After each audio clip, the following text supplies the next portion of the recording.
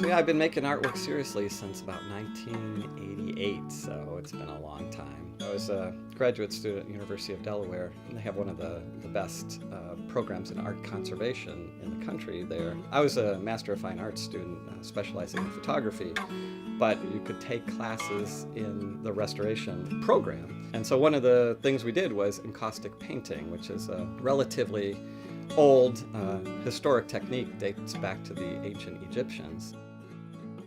So it uses beeswax and pure pigments, so sort of ground pigments, and basically that's all that's involved. The pigments become suspended in the beeswax. Depending on the pigments you use and how you treat the wax, you can make varying levels of transparency or opacity. One of the cool things is it's really permanent. Once unless you put it out in heat and it were to melt, if you look at the Fayum portraits, they look like they could have been painted yesterday.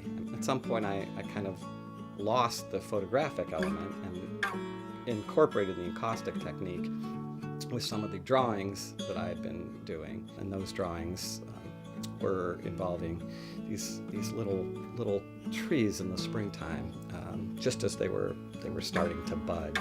That you find in the woods. Yeah, the studio ends up being like a little treehouse back here, and it's very inspiring almost any time of the year. It's really great to come down here and work.